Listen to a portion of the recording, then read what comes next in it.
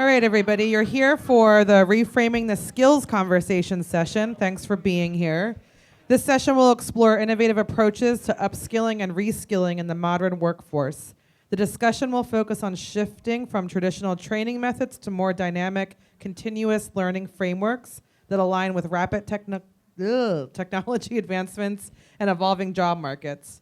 Key topics will include the integration of AI-driven personalized learning paths, the importance of soft skills alongside technical expertise, and strategies for fostering a culture of lifelong learning. I am going to pass this off to Gianna Grossmann, our moderator for today, and enjoy. Thanks, Michelle. Hello, everybody. Okay, so we're going to get started. Thanks for that framing. With first, just kind of quick introductions across the panel. So I'll hand it over first to Sulaiman. If you can just say a little bit about yourself, your role, and how your organization looks at the conversation around skills first hiring. Yeah. Good afternoon, everyone. I think it's good afternoon. Yep, good deal. Sulaiman Rahman. I'm the CEO of DiverseForce. DiverseForce, we evolved from a professional network of tens of thousands of professionals here in Philadelphia.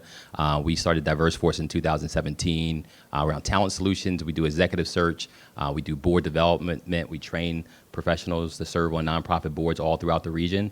And also we work in partnership. We partner with 110 around skills first work here in Philadelphia and continue to just make sure that talent has access to skills and to access to networks in order to advance their professional career and their social impact in the city. Good afternoon, everyone. My name is Haniyyah Sharpe-Brown. I'm the Chief of Staff at Accenture for our Philadelphia and Pittsburgh offices. I also lead our Philadelphia Apprenticeship Network. That is how we are prioritizing and looking at skills first through our year-long apprenticeship program. It is a national program with Accenture where people of all ages have an opportunity to go through a year-long hands-on experience. Accenture believes in credential and potential, and so we look at both of those things equally, not just looking at what credentials you have. We've dropped our college requirement in order for individuals to participate in the apprenticeship program. And we're really just passionate about ensuring that people have sustaining jobs. Like, that is the priority, not just hiring people into the company. How are we keeping them there as well after that year-long apprenticeship? Hello, everyone. Good afternoon. I'm Dwana Franklin-Davis. I'm the CEO of Reboot Representation. Our mission is to double the number of Black, Latina, and Native American women graduating with computing baccalaureate degrees. My contribution to the skills conversation, I think, is the combination. I'm a skills and degrees person. And we were founded by Pivotal Ventures 6 years ago. This is my 5th year as the CEO.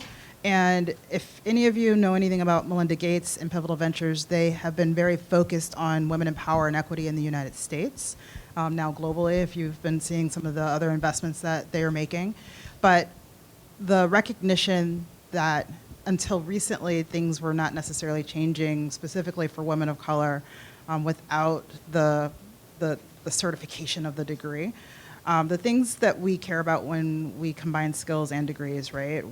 There's nothing worse than a woman that has worked 3 jobs, put herself through school to get a computer science degree, which everybody said that she needed, and then have her end up in a skill or a job that is less than where she should be. And so our point is that we love community college pathways. I sit on the board of trustees for Western Governors University, which is an online degree program. And so there are many pathways to the places that people aspire to be. So I'm a skills and. Great, thank you so much. So I'm just going to start with you, Haniyyah. Since Accenture has really gone all in on their apprenticeships, how do you see this conversation changing to include both the formal education training as well as the skills-based kind of credentialing, and how are you guys embracing that right now? It's funny. I'm going to put my students on the spot because they think they put me on the spot when they came up in here. But when you ask that question, these young people right here, two of my students who have gone through our high school internship program. And so when we're looking at these pathways to skills first and skills opportunity, we're starting at the high school level. And so when our young people come through our high school internship program, that is a pathway into our apprenticeship program. That's how we view it. We're starting early. We don't have to start when they finish high school. These are things that they're interested in now. You know, Accenture made a commitment back in 2016 when they launched the apprenticeship program nationally in Chicago that we wanted to hire to ensure that we had at least 2,500 entry-level apprentices by 2030. And so we're staying committed to that, but we're starting through tapping our young people first. Like that, this right here is the example right here. They over here cheesing. Can we give a round of applause, please? And to be clear, when they come through that program, it's a 6-week program. They have to they are given a problem that they have to create a solution for, where they have to use credentials that they've learned through the organization, through Launchpad, and then they have to use just real life lived experience as well to solve those solutions. Like that is the model right there. Amazing. Thank you so much. And I think this kind of gets back to some of what Dwana was saying too, but what do you think from your perspective, Dwana, is missing in this skills-based hiring conversation, and how can we continue this conversation to be along a continuum and not just credentials, but continue to degrees, and also just this lifelong learning with how our technology is changing over time? I love that question because I think that there's so many things that need to be solved for. So I think we need to start with what are we solving for, and if we're going to start at the fact that four-year degree education is ridiculously expensive, then that's a reason why people are changing into alternative pathways to say, do I really need to go that route, incur debt? And I would never encourage a young person to incur that amount of debt for their future. We want to start off at a level playing field. But there are ways, like through the apprenticeship program that you described. I also sit on what we call National Council for Washington University in St. Louis. No student that goes to that school comes out with debt. And so, but how many of you actually know that? So there's these, I like to call the cheat code, that we don't have. And so I want to make sure that we all have access to the cheat code so that we can find the best pathways to get to the places we aspire to be.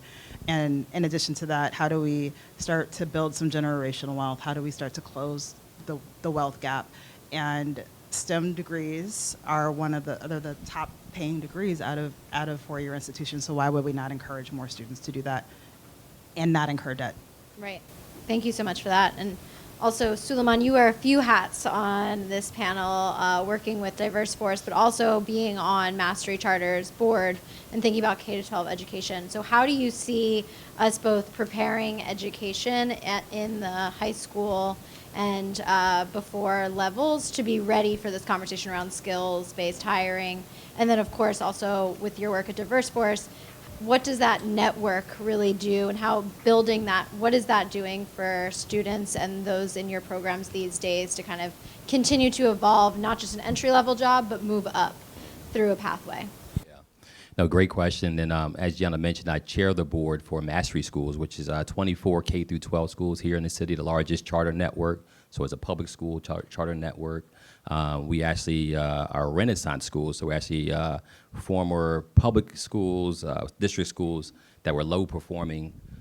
Mastery's taken them over and helped them to become higher performing schools in the city. So same students, same neighborhoods.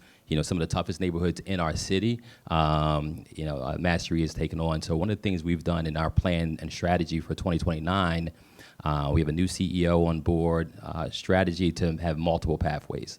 Unfortunately, many times high schools, and we have these kind of vanity metrics of just graduating, getting a high school degree, maybe still not ready for post-secondary, or also getting acceptance into college. But many of those students are now dropping out, right? And now they're worse off than they were going into college. We identified there's some schools that are like debt traps, if you will, where very high rate of dropout. So you find these students who now tried school, dropped out, have debt, and still starting without a degree as well. So instead of college for all, it's a multiple pathway strategy. Some of you may have seen Bloomberg invested $20 million into Mastery just recently, a partnership with CHOP. So we actually have a school, Hardy-Williams, there you go, thank you. Got 24 schools, gotta be fast. Hardy-Williams, right. Hardy-Williams actually is now a pipeline school to CHOP. So we're starting with a high school redesign, starting from 9th grade. What are some pathways into these big institutions, health institutions? There's jobs across the board, IT, all types of opportunities. And there's be students that will come out, be guaranteed a job coming out by going through the program, and also they'll also pay for them to go to school as well. So talk about not just getting the skills first opportunity, but also being able to go to college as well, get that degree. So that's one aspect of it. And Gianna talked about the network as well. And some of us have, some of you may have went to Comcast at the Constitution Center last week, where the corporate social responsibility team did a big event with a lot of leaders in the city, and had Dr. Raj Chetty from Harvard talked about upward mobility. And unfortunately, Philadelphia has been ranked the last, right? So 50 out of 50 cities as far as upward mobility for underserved communities for underserved communities.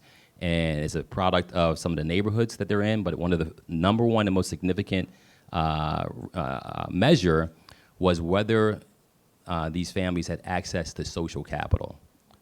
So whether they were able to connect with and had networks in a higher social economic community. So really bringing that social capital, which anecdotally I knew through my life, just being able to be in different environments, being able to meet people in different social economic statuses, and how that image building, that role models, possibility models, mentors, and sponsors really helps to elevate people. So that social capital really needs to be quantified, and how do we make sure that young people are getting access? And also, even if they have friends who have parents, and I'll give an example. My daughter, she's my children are in Decatur in Georgia, so back and forth there. And they actually, if you heard of Publix, which is a grocery store there, it has a really great training system. And she applied for Publix to get a job, and she didn't hear it. It was crickets, got nothing back. But I was able to text a friend who was a senior leader, a former senior leader at Publix, to at least get an opportunity for an interview. Many times, most people don't have that opportunity to connect with someone that could be, kind of that sponsor, or someone that can put a good word in. So a lot of missed opportunities are happening because of that social capital is not there to make those connections that help elevate to that next level. Thank you. And you brought up a great point that we'll talk a little bit about, is economic mobility. So how, as we're reframing this conversation around skills, are we going from economic stability to economic mobility? So making sure that these skills-based hiring conversations are not just for entry-level jobs, but have a career pathway up. What role, from all of your different perspectives, one, do you think we need to have at a systems level change in how we talk about these things, and what role do employers play in really making this change along with our workforce system? You can start, Dwana. Yeah, go. I'm happy to jump in. So one, giving the future employee the language so that they know what to ask for, know what to look for. Is the company or organization that you're applying for, do they have a tuition reimbursement program? And if so, what does that look like? Do they pay up front, or do you have to come out of pocket first and then you get reimbursed? So being able to just have the appropriate language as you were job seeking, so that you can start to map out what your pathway really could be. And then from an employer standpoint, Reboot representation is a coalition. We have 20 amazing companies that are active and engaged members. 27 have been part of the organization overall. And many of them have moved into this language of, I will say, skills first. And it's a debate. I was literally in Bentonville with Walmart this week, and we were having a conversation about what does skills first mean, and can we as a national organization or national movement all speak the same language, so that the person who is watching and hearing this on TV knows what we mean by it. So know that that's happening. We're working on it. But an organization like Walmart, I'll use as an example, they obviously have store workers, frontline workers, and essential workers, but they also have a corporate office. And so it can be misleading when they're like, we're skills first. And so really just understanding what is the language that you need and what are they expecting as an organization. I have a different partner who's like, yeah, Dwana, we're recruiting people that don't have degrees, but honestly, we don't have a pathway for them once they're here. And so my biggest beef with the conversation has been, I do not want us to, so I'm only speaking through the lens of tech, but I don't want us to create a tech underclass. And so we get everybody in the front door, everybody's at the bottom rung of the organization and no way for them to rise. So those are the questions I want the individuals to be able to ask, what's my path once I'm in here? And so there's been data that's come out this year that people are coming in without degree credentials, but they're leaving for a variety of reasons. And so as you're looking at what your future is, just understand the language so you can have that path. Yeah, I think the language, to your point, is very important. I think people undermine, as an employer, people undermine the lived experience and the role that the lived experience plays in what we are talking about when we are recruiting people, not just young people, right? I am a huge fan of transferable skills. I am the mom that's like, I don't necessarily want the A student, right? Mm-hmm. Sometimes I want the D student because there are transferable skills that, quite frankly, maybe we just are not working the right way, but they have the skills to do the job. I also believe it's not just hiring folks into the job. How are we supporting them once they get through the door? There are wraparound services that are needed. If you're a parent, like there's so many layers of things, and not that every employer needs to be a direct service organizations, but there are organizations that you can partner with who provide direct service. And I think sometimes, and we're not checking off a box. And that is the one thing that I need employers to understand. Like, we are not checking off the box. If you are doing it because you're checking off the box, it's going to fail. And I also look at it as a legacy plan, right? Whether you have a small business, whether you run your household, whether you're trying to leave something for your kids, you have to have a succession plan. The succession plan is the talent that you are bringing in the door. We're not all going to be here to run these businesses, right? I think about resources like FillerWorks. I sit on the board of FillerWorks.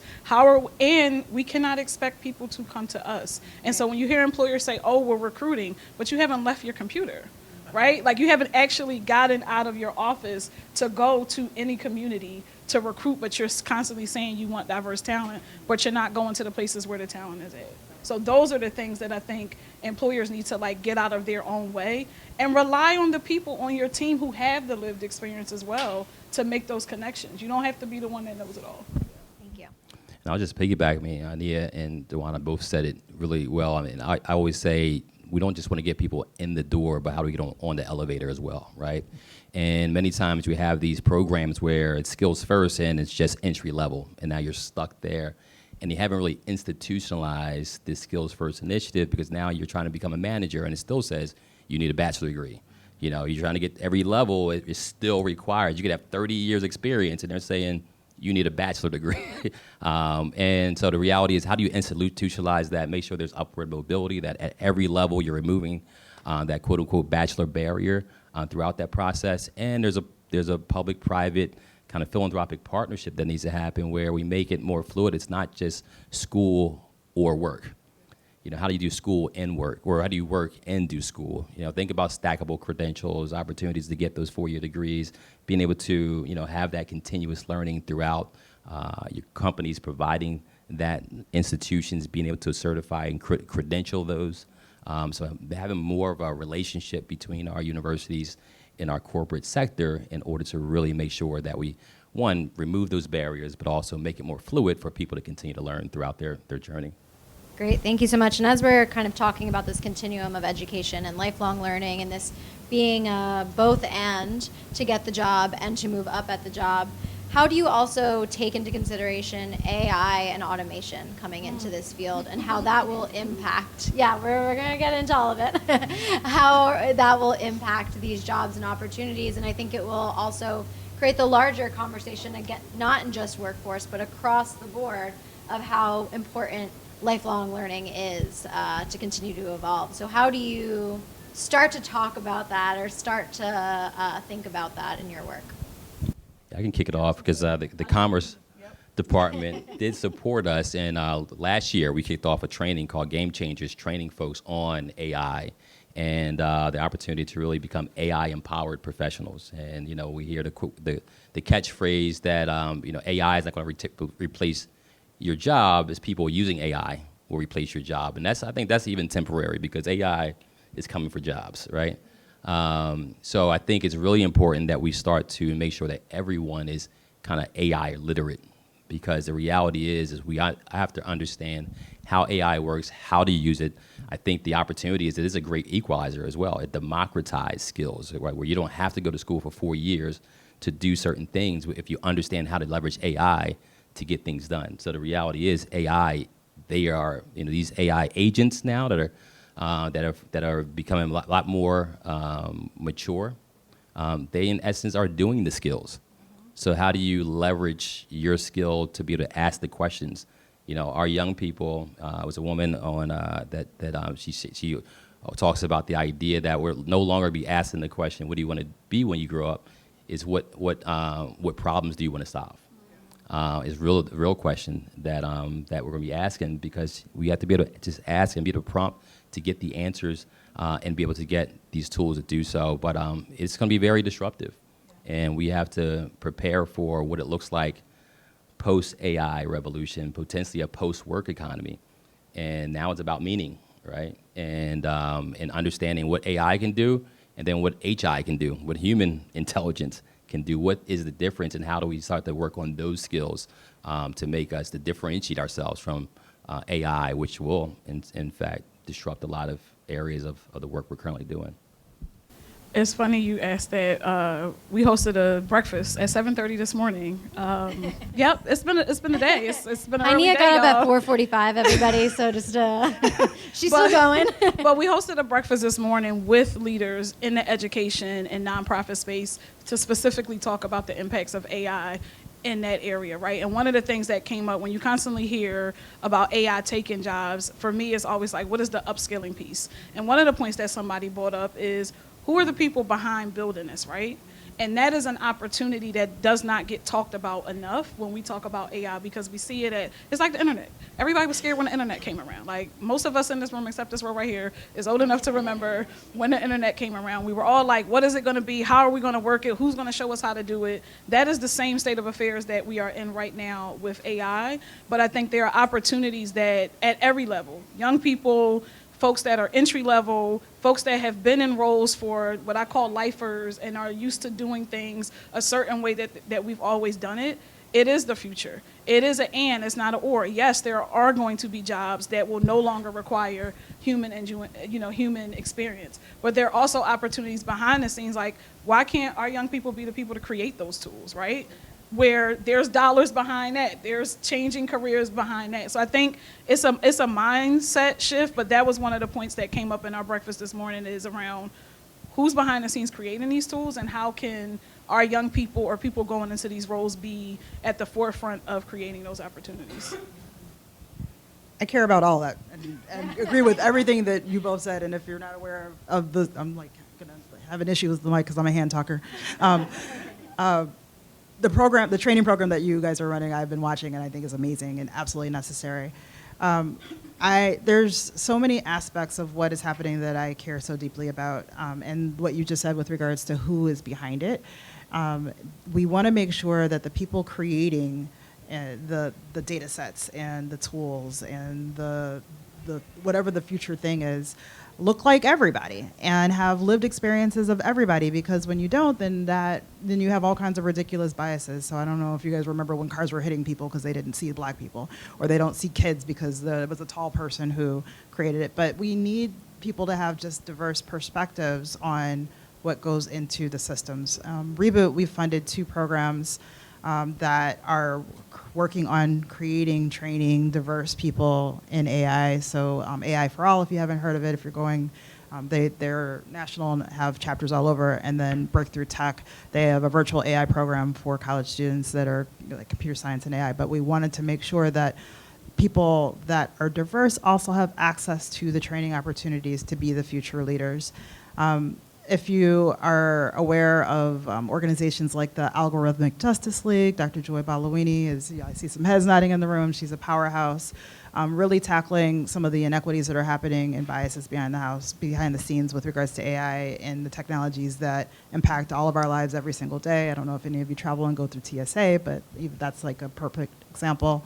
But just the other example I have been giving recently, I came from MasterCard and spent a significant portion of my career there and helped launch other careers off of a role that no longer exists.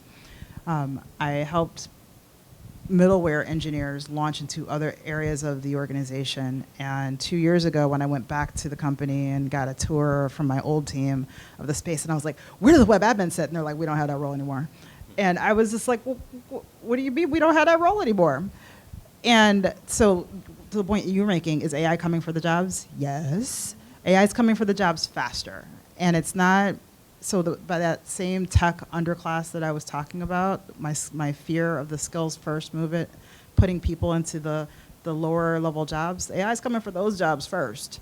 And it's nothing to be scared of. It's more of how do you take Sulaiman's training program, how do you reskill, upskill yourself so that you do have the skills to be competitive.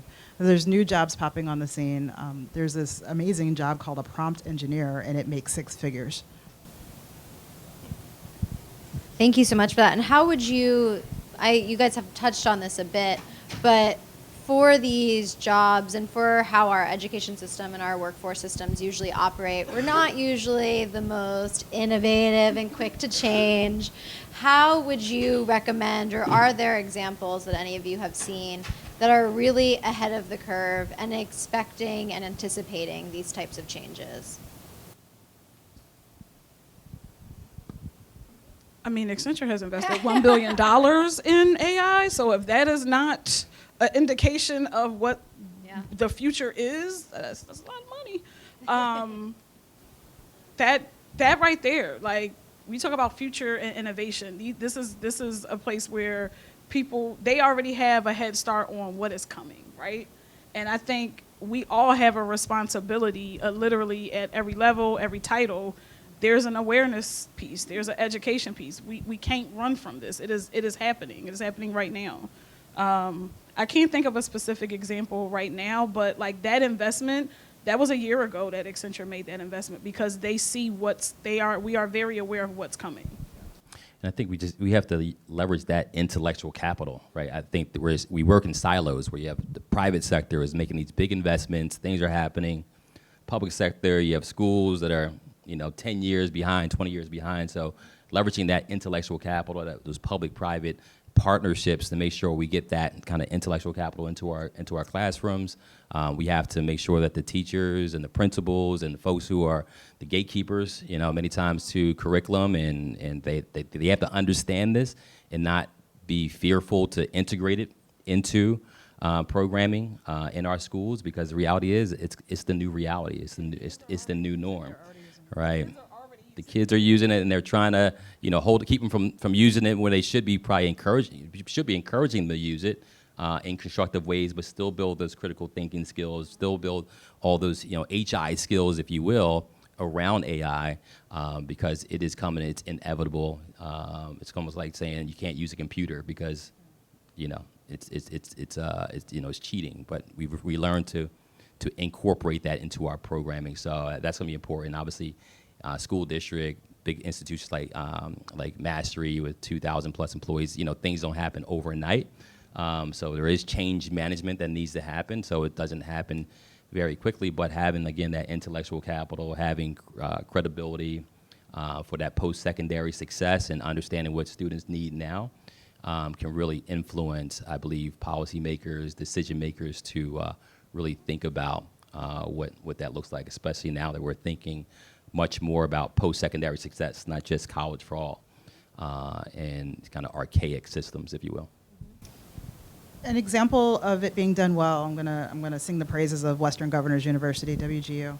And as you think about how, as an organization implementing AI, they're doing a great job to help learners. And so let's say you as we talk about skills, and that's also an institution that does skills plus degrees. And so as they are thinking about, okay, what are the skills that you need? What are the credentials that you need? They've got established like a digital wallet. So you can then take that digital wallet, and it's a common language that employers are understanding. The AI part that I am most excited about is, y'all are in Philly, but anywhere in the country, you can say, these are the skills that I have. This is the digital wallet that I have.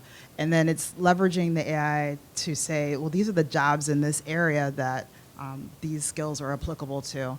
And so they're connecting, as we say, skills plus micro certifications, micro degrees, plus what is an actual job in my community. So we're finding so much that people don't want to move across the country for a job. And why should we have to when there's opportunities right in the places where we live and work? And just that, if you don't mind adding to Dwana talked about, and companies can also take more of a responsibility around being very clear on what are the competencies for every role within the organization. Again, removing those bachelor barriers. What are the skills necessary, and what are the pathways to those skills as well? So as you mentioned, you have those frontline employees many times are more diverse than as you get higher in the organization. So how do you make it more equitable for folks to get on the elevator, but also how do they also attain those skills? Not just through college, but there's other avenues to attain those skills as well. And if companies are very clear about that and the pathways to get that and support their team, we don't have to buy talent, you can grow talent within. Great, thank you so much. And as we look to the future with all of these things that we've talked about and are anticipating, what is something over the next 3 to 5 years, how would you all, or what would you like to see as one big concrete change of how we approach life, of how we approach skills and workforce? What would you like to see happen and evolve over the next 3 to 5 years? Wow. One of the things I definitely want to see, I want to see the language evolve in a way that's beneficial to all of our communities.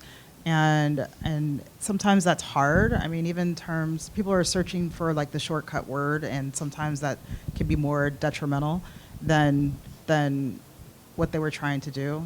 So I'm thinking of like the basic example in my head right now is when BIPOC came out, and we're like, what does that actually mean? Who are we talking about?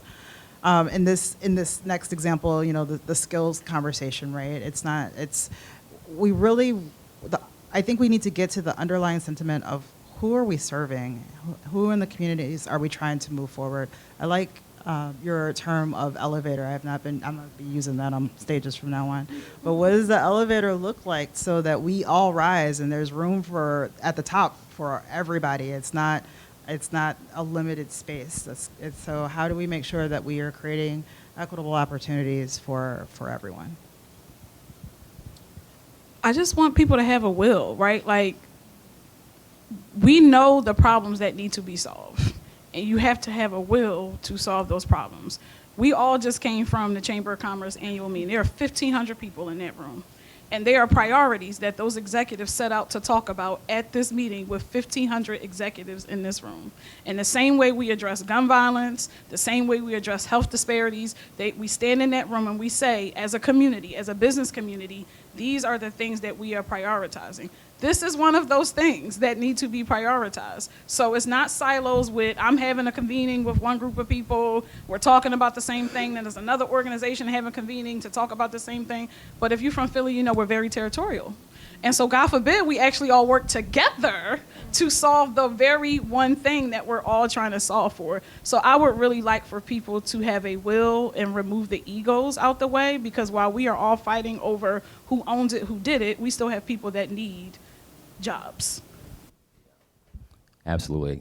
I agree. Round of applause for sure. Yeah.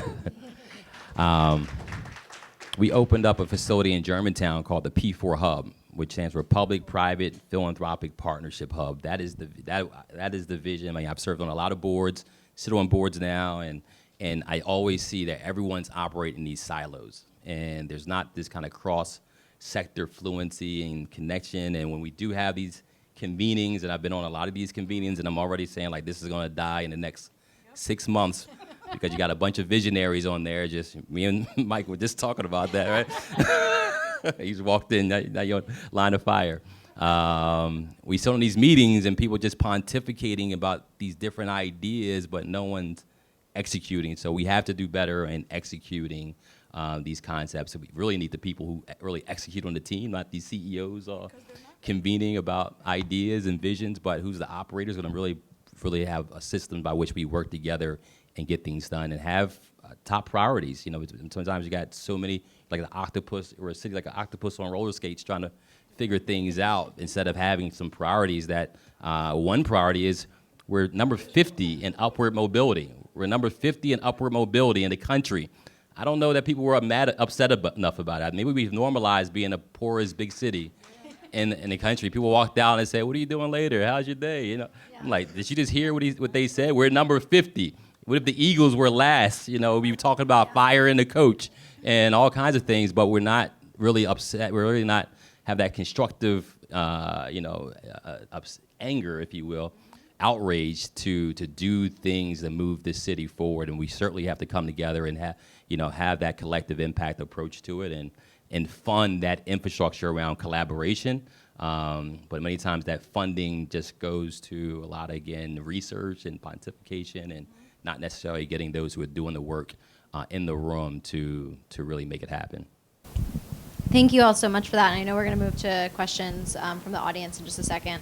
But since we are already calling out Mike O'Brien and now he's not looking, one thing about that I just want to make sure we elevate in this conversation, and I think is at the root of everything you are all saying, is really looking at the humanity in all of this. You were talking about what can human intelligence do versus artificial intelligence, and I think the important part that we need to continue to elevate in all of these conversations is how are we valuing the humanity of those around us, and how are we really looking to your point, on that elevator, all of us be moving up and not continuing to build that underclass of the tech ecosystem. So I just really want to make sure we center that and say that out loud. But it is our time, and we're going to move to questions. So I know we have a question right here. You want to go first? Here.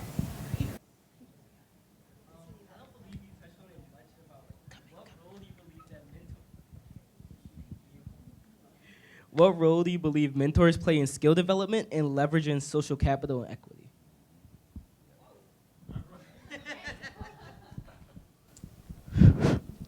I love Antonio. Just want to say that. Antonio, all of the students were stellar. Antonio was one of our stellar students in our internship program. Yes, please clap it up. Muhammad, Keith, Antonio, all of them were stellar students. And one of the ways that mentorship is literally, I had people that walk me in rooms and walk me around rooms, right? When I didn't think that anybody should know who I was, I didn't think that I was important. Mentorship, I can't be on this stage without mentorship or advocates or sponsors. They are all very different. And so coming to experiences like this, number one, you're already in a room. That's the first start right there. You're interested, you're asking questions, you're surrounded by people in a tribe of champions who work with Launchpad for you. That is how you and nurture those relationships. Because oftentimes young people think, oh, well, I don't really have to worry about that till I get to college or till I get out of high school. Every relationship that I have till this day started when I was a freshman in college I was a super intern, y'all. I was interning a lot of places. But you nurture those relationships, you keep in touch. Hey, I'm just checking in, let you know how I'm doing, where I'm moving, how I'm rolling. Like that is paramount to your career. Nobody in this room got here because they did it all on their own. That is not true. Like, yes, some people have had different struggles, but not one person in this room did it all on their own. And so it's very important that you continue to surround yourself with people that are for you, because there are going to be a lot of no's that you're going to get before you get those yeses. Speak to that, yeah. Yeah, mentorship, and that's a great question. Mentorship was huge for me, and we talked about that study of networking and social capital. Being in the right rooms and meeting people is critical, because again, you want to be in rooms that you've never stepped into by way of someone else.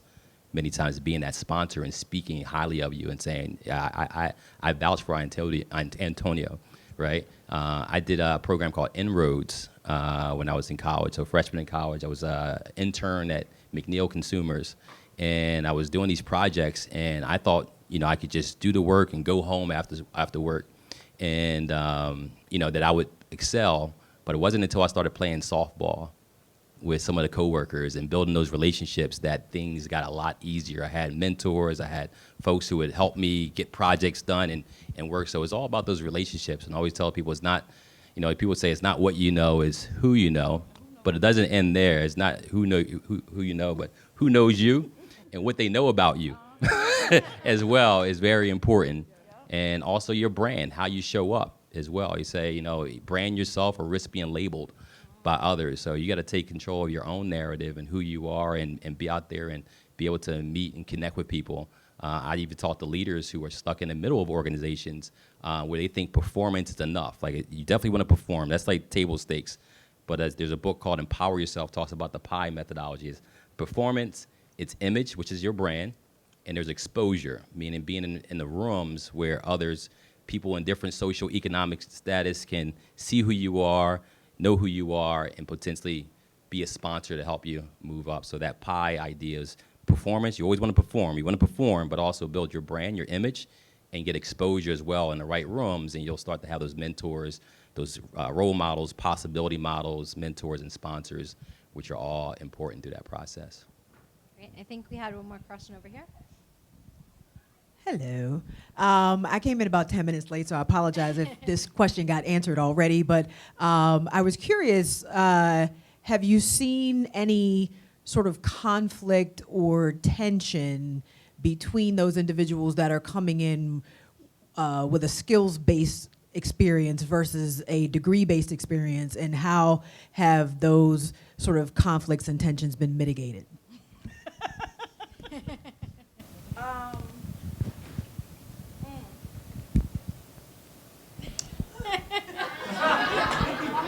I'm gonna collect my thoughts.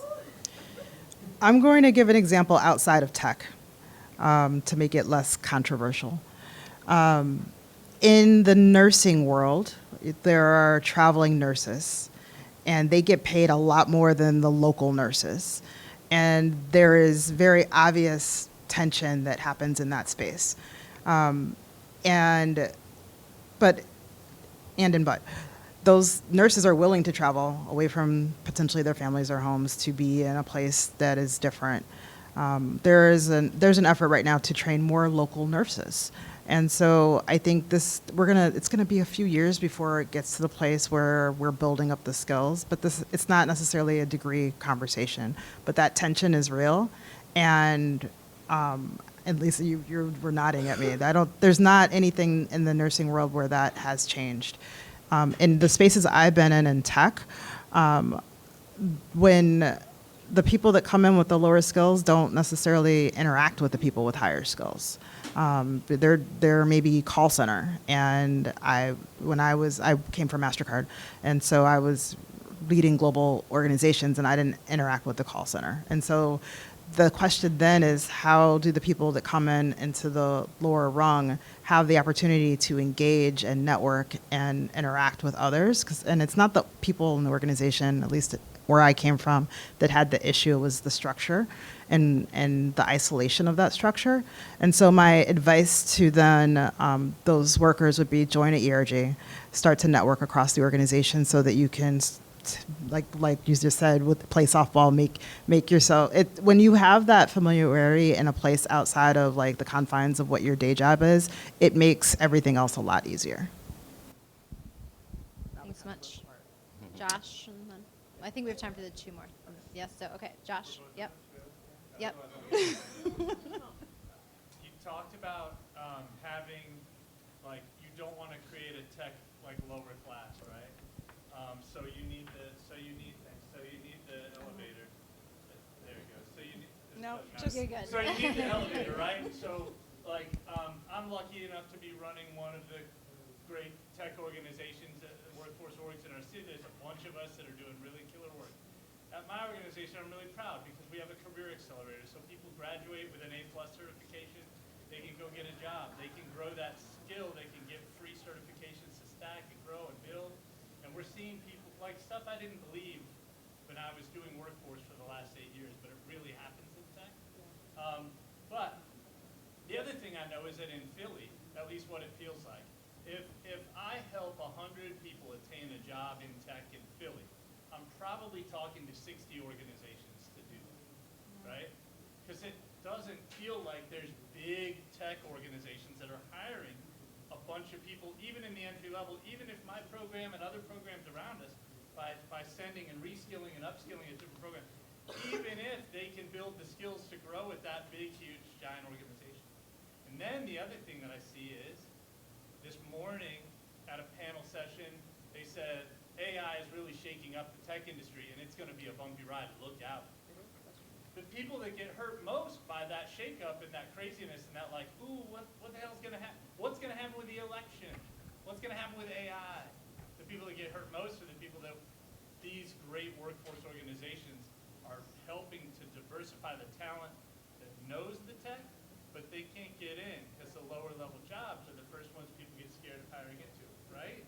I think I've only been in this industry for 5 months, but I've been doing workforce in Philly for 9 years. So tell me if I'm wrong. That's what it feels like. So to me, it seems like employers at the table. Where are the employers at the table? Are there any employers in this room right now? They're all at the chamber event. So thank you, Hannah. Yeah. Yeah, I think on the optimistic side, there's an opportunity, right, for this talent to really leapfrog with AI skills, because there's a lot of sunk costs that people feel like, you know, I've done all this work to be a PhD in writing. I'm not using ChatGPT, you know, because they feel like they've been doing, you know, that I'm good at this, but the reality is it's going to get better. I mean, it is, at this point, it's better than most people. And I think these entry-level opportunities for those who are here and opportunities for those who are on the skill first is really lean in on how do we leverage the skills of AI, be AI empowered because now, you know, companies are going to start hiring people. They're not going to want to wait for people to learn AI or just be introduced to generative AI. So I think there's an opportunity right now for folks to be on the front end of it. Otherwise, we're going to have a bigger digital divide if we don't start to train on this. I just want to add on top of that, take the opportunity out to reskill and upskill yourself, regardless of whether you have a degree or don't. As you're paying attention to the news and you're seeing things like layoffs, right? There's an organization where I was talking to their leaders, and they're doing both voluntary and involuntary layoffs. And part of that was they have some of their population that may have degrees. This is not a degree conversation. They may have been in their organization for a while, but they no longer have the skills that the organization is interested in. And so instead of reskilling, upskilling, they're letting them go and hiring people with those skills. And so regardless of degree or not, you want to make sure that you have the most current skills. And sometimes you have to participate in a program or online, whether it's online or in person. But what are those things that organizations are really looking for? And you have to do it sometimes yourself. I'll just add, if I could just add to the piece around the reskilling. Don't wait for the employer to like bring what's coming next to you either. Like if you're in this room, you know this thing is coming. I would say don't be afraid to go to whomever, you know, obviously it may not be the CEO, because to Sulaiman's point, it's not the CEO that's actually doing the work. They are setting what the model and the infrastructure needs to be, but there's someone else below them that's doing the work. And so if you are in this space, and we're talking specifically about AI, you see the writings on the wall, I think that is an opportunity in itself for you too, if you are reskilling yourself, to your point, that you can go to that manager or supervisor and say, hey, are we talking about like what this means for this, whether it's education, whether it's civic engagement, like are there conversations happening around it, and how can I be a part of it? No matter what level you're at, right? The worst thing they could say is no. But again, if you see that there's an opportunity, like that is something that you can also create for yourself within that. Thank you so much. And we're just going to do this one last, Danielle. Yeah.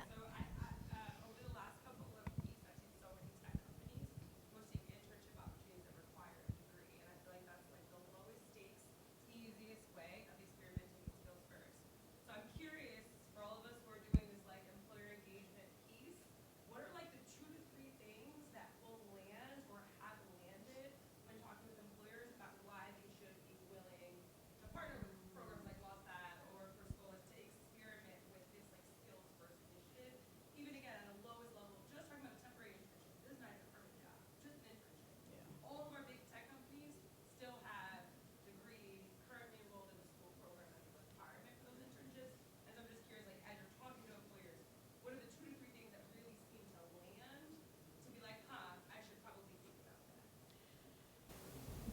So we do have college internships that, to your point, do require the college degree, but we have apprenticeships. So that is literally like the balance for us, because it's not an or, it's an and, honestly. I do wish that, and I talk to you about this all the time, like even with my high school program, I can only take 25 kids every summer. I would love to triple that number. I literally don't have the physical space to do that.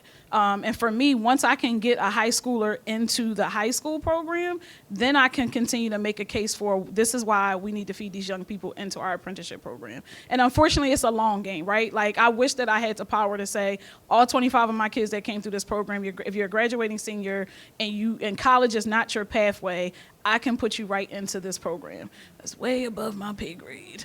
But I think that is the balance that we find for Accenture specifically, is that the apprenticeship program is the pathway. And unfortunately, sometimes our apprentices and our college interns sometimes end up doing the same type of work, the same type of roles. But that's where the lived experience kind of comes in that sets them apart sometimes for that upward mobility that happens within their career.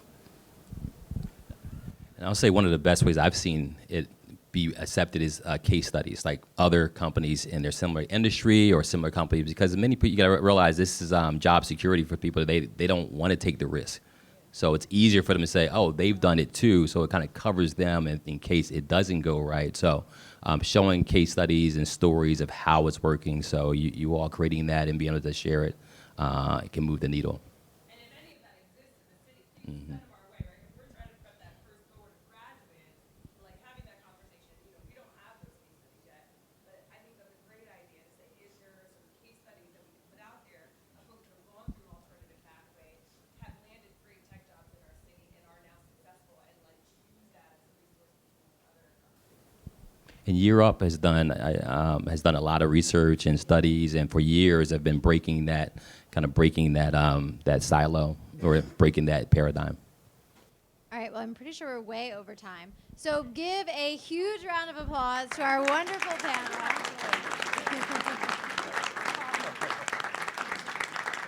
And thank you so much to One Philadelphia and Innovation Weekend. We are so excited to continue to have these conversations and continue this great work with all of you.